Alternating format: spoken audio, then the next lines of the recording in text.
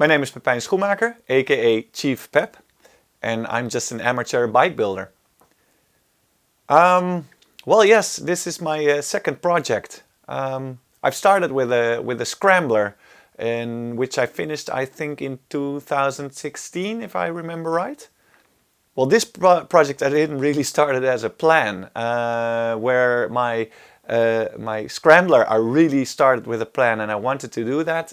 This bike just came to me because yeah, one of my followers who followed my scrambler project wanted to do exactly the same, and then he moved together with his girlfriend, and he didn't have any space anymore because yeah, he had to move and he didn't have any space to work on his project. So he just sent me a direct message if I would like to take his bike for a really small amount.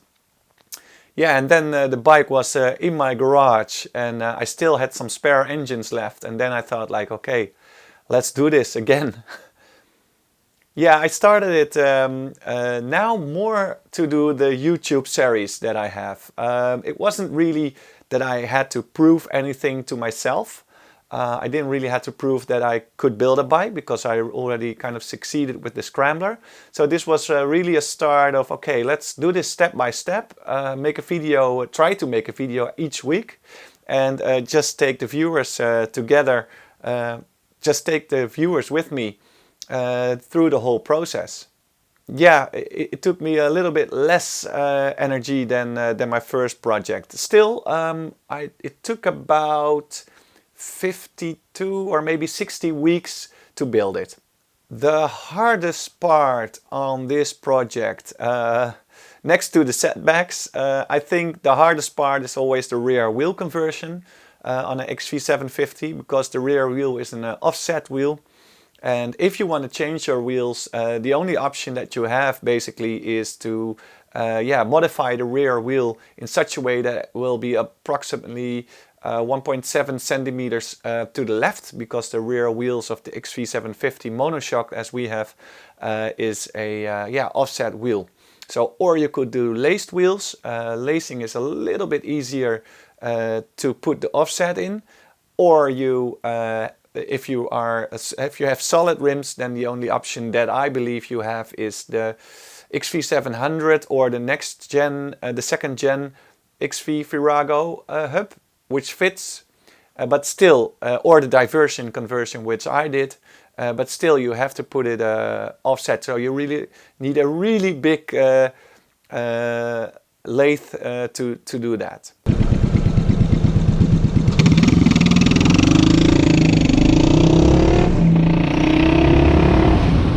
The most ingenious of my project, the most ingenious, yeah, I think to find all the parts of Yamaha. So all the parts that I have on my bike are from a Yamaha. Obviously really different types of Yamahas, but I tried even the rear hump of the seat is of a Yamaha rear fender in this case. The only thing which isn't Yamaha are the brake levers, unfortunately. They are of a GS6R Suzuki.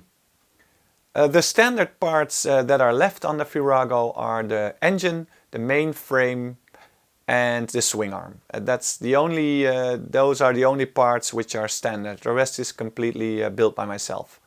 Why did I use the straight handlebars? Because I want to be special in some kind of way. I try not to copy anything which is already done. I use a lot of inspiration though, so I get inspired a lot by all the bikes that are built. So I get my inspiration from that, but if I would have used clip-ons, then it's just another cafe racer, as so many already did.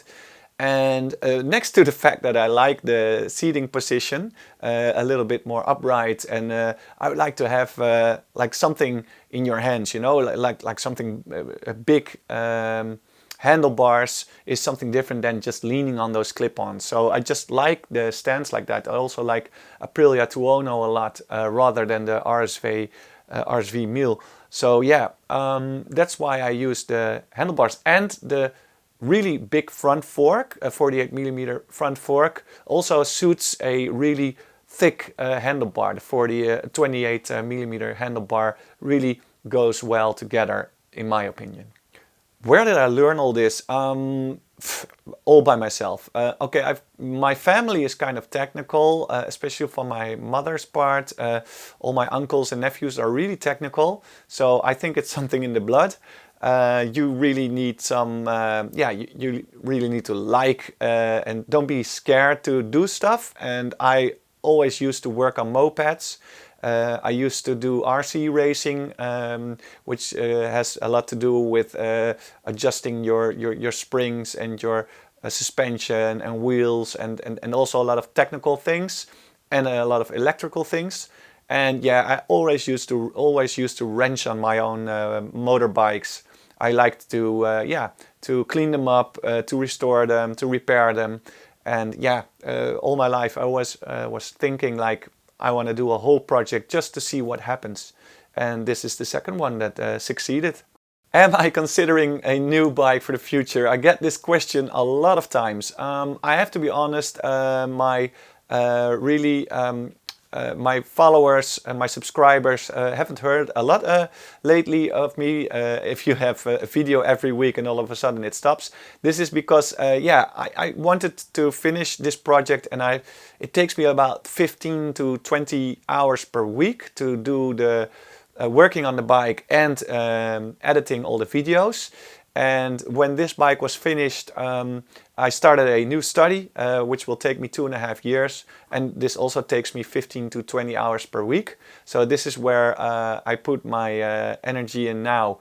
And yeah, so I don't think in the near future I will start a new project, although I really like to do it. So I think there will be another project for sure. So if you ever subscribe to this channel, stay subscribed and put the notification bell on, because perhaps you will see a new project in around 2 years.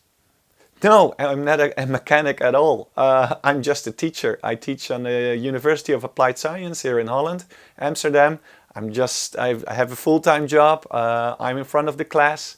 And no, I'm not a mechanic I didn't study any mechanics as well. I just learned it by myself. No, I didn't do everything myself. I got a lot of help from my friend Razelman. He's a metal worker and he loves bike as well. You see him in several videos.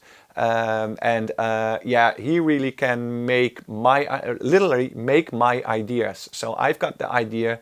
I try to explain what I mean, go a little bit to the left, a little bit to the right. And of course, yeah, sometimes I also have the welding machine in my hand, or the sander, or whatever. But the really specific things, he's got the tools for it. And that's the main reason that I don't do everything myself, because I don't have a lot of space in my garage. Oh yeah, the most fun part for me is the wiring. I love wiring. You've already probably seen it in my videos. And if you ask me what's the best thing, then it's the wiring. Why? Okay, why? Yeah, I think it's the most logical thing that you can do.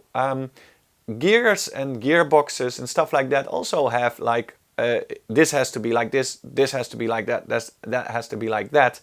But it's just as the plant invented it, or the brand invented it, like you should have, we do our gearboxes like this, whilst the wiring is just really common sense and really thinking logical. Like, okay, this needs power from that, or this needs a on or off switch, or this needs, yeah, so everything needs something, and you really don't need a scheme for that. It's just really logical thinking where every wire needs to go. And if you just do it like that, then this can save you about 38 different wires, I calculated. With my bare bone way of working, I ditched 38 different wires that are just there, which is absolutely not logical. The most questions that I get, oh yeah, well, I know them.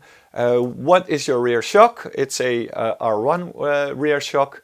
How do you put it there? Because I've put a bracket there. I just made a solid piece of aluminum and it sits in there.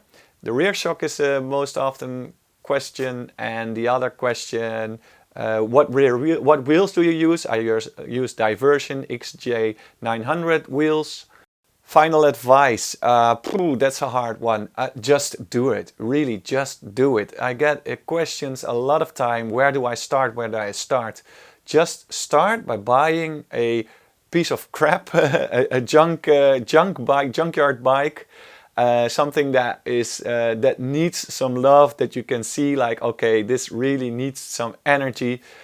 Buy it for as low a price as possible, because all the things that you will do will cost you a lot of money, and you will modify most of the things anyway. So and it's absolutely not necessary that the engine runs, because yeah, I always like to do it from the completely start of the bottom. So you have to split your engine, in my opinion, because you want to check everything, you want to know the bike, you want to have that feeling that you've done everything that you can to make it as new as possible. So new bearings, new gears if necessary, new pistons, new piston rings, whatever.